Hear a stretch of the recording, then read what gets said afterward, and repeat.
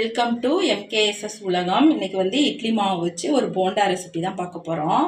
அதுக்கு நான் 1.5 கப்பு இட்லி மாவு எடுத்திருக்கேன். நான் புளிக்காத மாவு, ஃப்ரெஷ்ஷாக ஆட்டின மாவு எடுத்திருக்கேன். நீங்கள் 2 நாள் புளிச்ச மாவு கூட எடுத்துக்கலாம், அதுவும் நல்லா தான் இருக்கும். பொடியாக கட் பண்ண வெங்காயம் சேர்த்துக்கலாம். பொடியாக கட் பண்ண கருவேப்பிலை சேர்த்துக்கலாம். மல்லி இலை சேர்த்துக்கலாம். பொடியாக கட் பண்ணிவிட்டு சேர்த்துக்கோங்க. ஒரு கேரட்டு துருவி வச்சிருக்கேன், அதை இதில் சேர்த்துக்கலாம். நான் 2 பச்சை மிளகா பொடியாக கட் பண்ணி வச்சுருக்கேன், அதை இதில் சேர்த்துக்கிறேன்.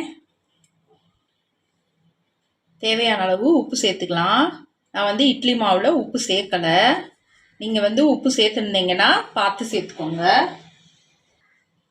நம்ம ஒன்றா கலந்துக்கலாம்.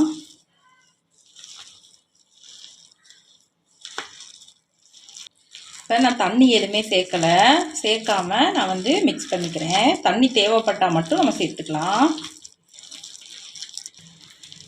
இப்போ நல்லா கலந்தாச்சு. இப்போ எனக்கு தண்ணியே தேவைப்படலை, நான் தண்ணி ஊற்றலை. இந்தளவுக்கு மாவு வந்து இருக்கணும். இந்தளவுக்கு மாவோட பதம் வந்து இருக்கணும்.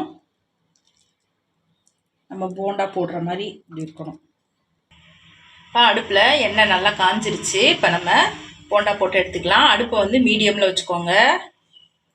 நான் வந்து இன்றைக்கி குட்டி குட்டியாக போட போகிறேன் போண்டா. நீங்கள் வந்து பெருசாக போடனாலும் போட்டுக்கலாம், குட்டியாக போடனாலும் போட்டுக்கலாம்.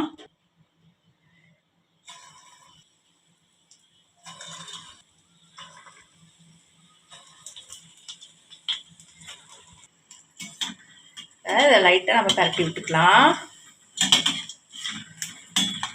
போண்டா வந்து குட்டி குட்டியாக போடும்போது குழந்தைங்களாம் ரொம்ப ஆசையாக சாப்பிடுவாங்க. அதுக்காக தான் அந்த குட்டி குட்டியாக போடுறது. குட்டி குட்டியாக போட்டால் இதை அப்படியே சாம்பாரில் கூட ஊற வச்சு சாப்பிட்லாம், தயிரில் ஊற வச்சு சாப்பிட்லாம், நல்லாயிருக்கும். நம்ம எல்லா பக்கமும் நம்ம திருப்பி திருப்பி விட்டு வடை வந்து நல்லா செவக்கவும் நம்ம வெளியே எடுத்துக்கலாம். போண்டா வந்து நல்லா செவந்துருச்சு, உங்களுக்கு பார்க்கும்போதே தெரியும். இப்போ நம்ம வெளியே எடுத்துடலாம். இதே மாதிரியே நம்ம எல்லா மாவையும் போட்டு எடுத்துக்கலாம்.